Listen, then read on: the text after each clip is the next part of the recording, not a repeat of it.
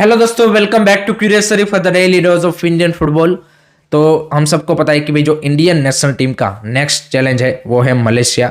And 19 of November को हम India में ही उनके सामने मैच खेलने वाले हैं एज पर दी एएफएफ ऑफिशियल अनाउंसमेंट। लेकिन अभी तक एएफएफ ने इस मैच के लिए वेन्यू कौन सा होगा उसका अनाउंसमेंट नहीं किया है। तो अगर हम पॉसिबल वेन्यूज़ की बात करें कि कहाँ पे मैच होना चाहिए, तो उसमें 5 स्टेडियम की हम बात करेंगे। आपके north, south, west, east and central zone से हम एक एक स्टेडियम उठाएंगे कि जहां पे भाई फैंस को ये मैच देखने का मौका मिलना चाहिए। अगर हम पहले ईस्ट की बात करें तो I think the perfect choice would be JLN Shillong stadium, जो कि रिसेंटली ही रिनोवेट हुआ है। रिसेंटली हमने दुरान कप के मैचेस भी वहां पे देखा था। एंड अभी जो ISL का शेड्यूल आया है उसमें अभी नॉर्थ ईस्ट भी वहां पे 3 मैच खेलने वाली है। सो वो बढ़िया स्टेडियम है। फुटबॉल का भी क्रेज आप देखिए मेघालय में बढ़िया है। फैंस यहाँ पे डेफिनेटली क्या बोलते हैं कि लार्ज नंबर में इस मैच को देखने आएंगे। So in all the aspect I think that would be the perfect location अगर आप ईस्ट में इंडिया का मैच क्या बोलते हैं कि खिलाने के लिए कंसिडर कर रहे हो।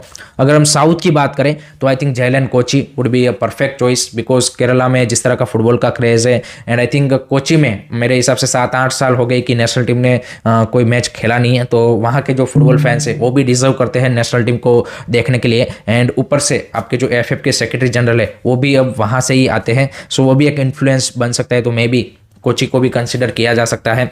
अगर हम वेस्ट की बात करें तो वहाँ पे 2 स्टेडियम है। एक तो आपका अहमदाबाद वाला ट्रांसस्टेडिया स्टेडियम, जो कि यहाँ पे बोल सकते हैं कि प्रॉपर फुटबॉल स्टेडियम है। फैंस को भी व्यूइंग एक्सपीरियंस बढ़िया मिलेगा। एंड स्टेडियम भी ज़बरदस्त है, तो आई थिंक वो भी कंसिडरेशन में आ सकता है। एंड दूसरा स्टेडियम है आपका मुंबई वाला स्टेडियम। ये भी बढ़िया स्टेडियम है, छोटा स्टेडियम है। तो आई थिंक वहाँ पे इंडियन टीम के लिए और भी ज़्यादा बेटर होगा। अगर आप नॉर्थ में कंसिडर कर रहे हो कि आप भाई नॉर्थ में जो फुटबॉल फैंस है या फिर फुटबॉल को और ज़्यादा बढ़ावा देना चाहते हो, then I think JLN Delhi would be a perfect choice. वहाँ पे भी आई थिंक बड़ा स्टेडियम है। एंड दिल्ली में और वहाँ पे भी फुटबॉल के काफ़ी सारे फैंस हैं। नॉर्थ रीजन में आप ज़्यादा लोगों तक फुटबॉल वहाँ पे फिर पहुँचा पाओगे। अगर आप सेंट्रल पार्ट में कंसिडर कर रहे हो देन आई थिंक जमशेदपुर वाला जो स्टेडियम है JRD टाटा स्टेडियम, वो भी भाई बढ़िया स्टेडियम है। क्योंकि हमने देखा है कि भाई जमशेदपुर FC के जितने भी ISL के होम मैचेस है उसमें भाई लार्ज नंबर में फैंस टर्न अप्स करते हैं। तो definitely India versus Malaysia match के लिए भी डेफिनेटली फैंस आएंगे। सो आई थिंक ये 4-5 लोकेशन है कि जहाँ पे AFF को कंसिडर करना चाहिए। बट AFF का डिसीजन इस सारी चीज़ों के ऊपर डिपेंड नहीं करेगा। उनका डिसीजन डिपेंड करेगा कि भाई कौन सा स्टेट है या फिर कौन सा जो यहाँ पे क्या बोलते हैं कि स्टेट गवर्नमेंट है वो यहाँ पे स्पॉन्सर करेगा इस मैच को। क्योंकि AFF के पास तो इतना पैसा नहीं है कि भाई यहाँ पे मैचेस के लिए वो क्या बोलते हैं कि बजट एलोकेट कर पाए। तो वो देखेंगे कि भाई कौन सा यहाँ पे स्टेट गवर्नमेंट है। कि जैसे अभी रिसेंटली हमने देखा था इंटरकॉन्टिनेंटल कप को हैदराबाद गवर्नमेंट ने यहाँ पे आप देखिए कि वहाँ का जो स्टेडियम है गोचिबौली, उनको रिनोवेट करके उन्होंने सारी चीज़ें कर दी।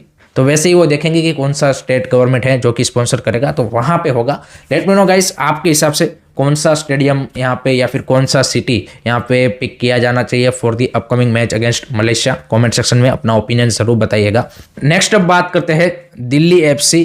एंड उन्होंने जो रिसेंटली दिल्ली हाईकोर्ट में एक रीट पिटिशन डाली है उसके बारे में, जिससे भाई AFF में एक शॉकिंग आप बोल सकते हैं कि रिविलेशन हुआ है। जिस तरह से उनकी कमिटीज़ वर्क कर रही है और जिस तरह से उनके यहाँ पे मेंबर्स अपॉइंटमेंट किए गए हैं। तो दिल्ली FC ने 5 दिन पहले अनवर अली केस की रिगार्डिंग एक दिल्ली हाईकोर्ट में रिट पिटिशन डाली थी कि भाई जो AFF की PSC है उसमें जो मेंबर्स है उसमें से 2 मेंबर ऐसे हैं कि जिनके पास इनफ लीगल एक्सपीरियंस नहीं है, या फिर जो आपका AFF का ओल्ड कॉन्स्टिट्यूशन है उसका जो क्राइटेरिया है उस हिसाब से उनके पास लीगल एक्सपीरियंस नहीं है। लेकिन उसके बावजूद भी वो यहाँ पे AFF की PSC कमेटी में है। तो अब इसके रिप्लाई में AFF ने जो रिप्लाई सबमिट किया है दिल्ली हाईकोर्ट में, दैट इज शॉकिंग। एंड उससे अभी काफ़ी एक बड़ा रिविलेशन हुआ है। और आपकी ये जो जितनी भी कमिटीज़ होती है, disciplinary committee, appeal committee, ethics committee, PSC committee, ये सारी उस सेंस में फिर तो भाई इलीगल साबित होती है। क्योंकि यहाँ पे AFF ने रिप्लाई सबमिट करते हुए यहाँ पे जो करंट सेक्रेटरी जनरल है उन्होंने बोला कि ये जो कमिटीज़ है इन्होंने पास्ट में भी भाई इस तरह से अनप्रॉपर वे में काम किया है। हम सबको पता है कि PSC का जो हियरिंग्स था उसको दिल्ली हाईकोर्ट ने अनवर अली केस में नल एंड वॉइड घोषित कर दिया था और बोला था कि भाई आप फिर से रीहियरिंग कीजिए। तो उन्होंने बोला कि ये पास्ट में भी इस तरह की कमिटीज़ ने या तो मैटर को दूसरी कमेटी को रिफ़र किया है या फिर इस तरह से अनप्रॉपर वे में काम किया है। लेकिन इसमें यहाँ पे प्रेसिडेंट, वाइस प्रेसिडेंट, ट्रेजरर या फिर एक्सको इन किसी का भी कोई रोल नहीं है। ये कमेटी जो बनी है उसमें उन्होंने ये सारा जो ब्लेम है वो यहाँ पे फॉर्मर जनरल सेक्रेटरी यानी कि साजी प्रभाकरण के ऊपर डाला है। उन्होंने बोला कि भाई उन्होंने ये सारी कमेटीज़ अपॉइंटमेंट की थी, इन किसी को भी यहाँ के इस कमेटी के फॉर्मेशन के बारे में कोई पता नहीं है, एंड अब हम यहाँ पे आगे नई कमिटीज़ को यहाँ पे फॉर्म करेंगे। तो that is the shocking thing कि भाई यहाँ पे एएफएफ में इतनी सारी कमिटीज़ रन कर रही थी और एक ही बंदे ने सारी अपॉइंटमेंट कर दी। चलो उन्होंने वहाँ पे सही गलत किया वो अलग चीज़ है, लेकिन आप फिर क्या कर रहे थे भाई? आपके प्रेसिडेंट, वाइस प्रेसिडेंट और पूरा एक्सको इनको कुछ पता ही नहीं है फिर, तो फिर आप भी क्यों हो भाई? आपको कोई एक बंदा आके इतनी कमिटीज बना जा रहा है, आपको उसका भनक भी नहीं लग रहा, तो भाई आप किस चीज़ के लिए हो फिर? तो I think that is the shocking thing. And इससे भाई अगर अभी यहाँ पे दिल्ली हाईकोर्ट का फाइनल जजमेंट इसके रिगार्डिंग आया नहीं है, अभी तो यहाँ पे एएफएफ ने अपना रिप्लाई सबमिट किया है, अब देखते हैं कि क्या फाइनल जजमेंट आता है। एंड उसके बाद इंटरेस्टिंग ये होगा कि भाई ये जो कमिटीज सारी है आपकी, ethics committee, appeal committee, PSC, ये सारी कमेटी, इन्होंने जो पिछले 2 साल में फिर डिसीजन दिए हैं यहाँ पे जो भी पार्टीज के रिगार्डिंग, क्लब्स के रिगार्डिंग, तो वो देखना काफ़ी इंटरेस्टिंग होगा कि उनका क्या फिर रिएक्शन आता है। इससे काफ़ी सारी चीज़ें भाई फिर अनफोल्ड हो सकती है। So we are in a totally मतलब mess AFF at the moment भाई किस तरह से फंक्शन ही नहीं कर रहा भाई, बिल्कुल भाई मतलब क्या बोलते हैं कि यहाँ पे वो हो चुका है कि डिसफंक्शनल, कि भाई कौन यहाँ पे डिसीजन ले रहा है, कौन क्या कर रहा है, किसी को पता नहीं है। So that is the current status of the AFF. Let me know guys आपके क्या थॉट्स है इसके बारे में, कमेंट सेक्शन में ज़रूर बताइए। नेक्स्ट अब बात करनी है सुपर लीग केरला के बारे में, क्योंकि वहाँ पे कालीकट एफसी के जो ओनर है उन्होंने रिसेंटली एक इंटरव्यू में इंटरेस्टिंग चीज़ बोली है, जिससे भाई यहाँ पे इंडियन फुटबॉल को भी काफ़ी एक बड़ा यहाँ पे आप बोल सकते कि इम्पैक्ट या फिर यहाँ पे उसके रिलेटेड है। तो उन्होंने रिसेंटली एक इंटरव्यू में बोला है Calicut FC eight the moment super league Kerala पे टेबल टॉप पे है, सेमीफाइनल के लिए उन्होंने क्वालिफाई कर लिया है।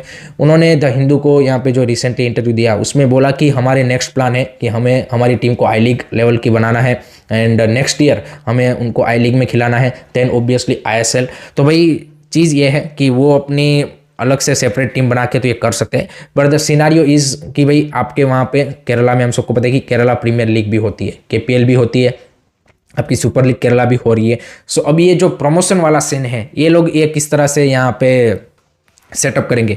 अगर ये लोग डायरेक्ट एंट्री के थ्रू आई लीग में अपनी टीम उतारेंगे तो फिर तो सही है, लेकिन अगर इन्होंने ये जो रास्ता आई लीग 2, आई लीग 3, आई लीग 2, आई लीग वाला रास्ता अगर अपनाया कालीकट एफसी या फिर विच एवर एसएल के क्लब ने, देन भाई यहाँ पे जो हमने 2014 के बाद देखा था कि भाई आईएसएल वर्सेस आई लीग क्लबों के बीच में जो टसल थी, वही टसल आपको स्टेट लेवल पे देखने को मिलेगी। आपकी ऑलरेडी एक स्टेट लीग है केरला प्रीमियर लीग, दूसरी आप एसएल के लेके आ रहे हो।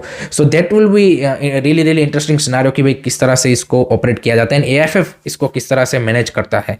आई थिंक वो देखना काफ़ी इंटरेस्टिंग यहाँ पे होगा। एंड यहाँ पे उन्होंने एक चीज़ और इंटरेस्टिंग बोली कि हम जो यहाँ पे ईएमएस कॉरपोरेशन स्टेडियम है उसको यहाँ पे क्या बोलते हैं कि फैसिलिटीज़ को वहाँ पे रिनोवेट करेंगे, अपना खुद का ट्रेनिंग फैसिलिटीज़ भी डेवलप कर रहे हैं, सारी चीज़ें उन्होंने बोली है। But that would be really interesting to see कि भाई केरला से ये जितने भी क्लब्स है इनके ओनर्स तो हम सबको पता है कि काफ़ी फाइनेंशियली स्ट्रॉन्ग है। सो आगे हमें maybe I league, ISL के लिए भी वो अप्रोच करते हुए देखने को मिलेंगे। लेट मी नो गाइस आपके क्या ओपिनियंस है इसके बारे में, कमेंट सेक्शन में हमें ज़रूर बताइए। नेक्स्ट अब बात करनी है पंजाब एफसी के बारे में। तो उन्होंने भाई पंजाब में 6 डेवलपमेंटल प्रोग्राम सेंटर्स नए खोले हैं, जिसके चलते उन्होंने 540 किड्स को यहाँ पे बॉयज़ एंड गर्ल्स को यहाँ पे ट्रेनिंग दिया है, and that's the great thing. आप देखिए कि आपको क्लब को यहाँ पे अगर ग्रो करना है अपने रीजन में, देन कम्युनिटीज़ के साथ एंड वहाँ के जो लोकल टैलेंट है उसके साथ आपको एसोसिएट होना पड़ेगा। आप ऐसा नहीं कर सकते कि भाई आप नॉर्थ ईस्ट से प्लेयर उठा के आप अपनी एकेडमीज़ में डालते रहेंगे। एट द मोमेंट तो सभी एकेडमीज में वही हो रहा है। पंजाब एफसी की एकेडमीज में भी आप देखेंगे वहां से मोस्ट ऑफ द प्लेयर आ रहे हैं, बट हम सबको पता है कि पंजाब के पास भी वो पोटेंशियल है कि भाई वो एक स्पोर्टिंग स्टेट है, वहां से हमने डिफरेंट स्पोर्ट्स के भाई काफ़ी सारे एथलीट्स देखे हैं। तो 6 यहाँ पे जो आपके स्क्रीन पे दिख रहे हैं, ये जो 6 आप बोल सकते हैं कि स्मॉल टाउन या फिर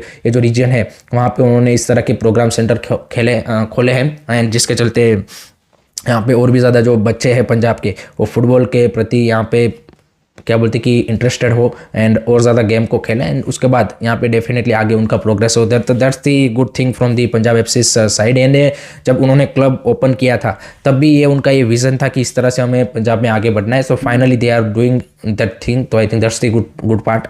लास्ट में बात करते हैं कल खेले गए आईएसएल मैच में भाई जमशेदपुर एफसी ने हैदराबाद एफसी को 2-1 से हरा के यहाँ पे टेबल पे अपनी जगह सेकंड प्लेस पे स्थापित कर दी है एंड मोहन बगान को उन्होंने पीछे छोड़ दिया है। सो भाई 4 win out of 5 matches for Khalid Jamil and his team and that's the great start of this season for Jamshedpur FC. किसी ने भी ये एक्सपेक्ट नहीं किया था एंड कल भी उन्होंने ओवरऑल अच्छा किया। आई थिंक जिस तरह की प्लेइंग स्टाइल है खालिद जमील की उसी हिसाब से उन्होंने खेला। हैदराबाद एफसी ने आई थिंक फाइट अच्छी दी, उन्होंने भी बढ़िया चांसेस बनाए एंड आप देखिए सेकंड हाफ में हमें वो गोल भी देखने को मिला सिवाय गोडार्ड का, बट यहाँ पे उतना ज़्यादा वो क्लिनिकल नहीं रह पाए। एंड फर्स्ट हाफ में जो दोनों गोल आए that was a brilliant goal. First रहता चिकावा का बढ़िया गोल था एंड दूसरा गोल जो जॉर्डन मरे का था that was absolutely brilliant. Jordan Murray भाई लास्ट सीजन चेन्नई एफसी के लिए भाई इतना मतलब उनका बेकार सा सीजन गया था या फिर इतने आउट ऑफ फॉर्म दिखे थे, बट इस सीजन कंप्लीटली भाई यहाँ पे सिचुएशन को उन्होंने चेंज कर दिया एंड जिस तरह से वो जमशेदपुर के लिए खेल रहे हैं it's a brilliant watch. So that's a great victory for Jamshedpur FC and I think Hyderabad FC needs to put up a you can say कि much more fight to get the result. And उसके बाद बात करते हैं आज खेले जाने वाले मैच के बारे में। मैच वीक 6 आज से स्टार्ट हो रहा है, तो वहाँ पे भी ओडिशा एफसी टेक ऑन कर रही है ईस्ट बंगाल को। Mountain to climb for Oscar Bruzon and his team because 5 matches आपने यहाँ पे स्टार्टिंग के लूज कर दिए हैं एंड दूसरी साइड ओडिशा की भी उतनी अच्छी शुरुआत नहीं रही है। So both the teams are looking for that 3 point. I think एक इंटरेस्टिंग बैटल हमें Sergio Oliveira versus Oscar Bruzon के बीच में देखने को मिलेगी, जो कि लास्ट सीजन एएफसी कप में दोनों आमने सामने भिड़ चुके थे। तो I think it will be an interesting match and I am seeing it will be a 2-1 victory for Odisha FC. Let me know guys आपका क्या prediction है comment section में ज़रूर बताइए। So that's it from my side guys regarding today's Indian football news. I hope कि आपको video पसंद आया होगा। Keep supporting Indian football. Don't forget to like, share and subscribe Curious Study. जय हिंद, जय भारत।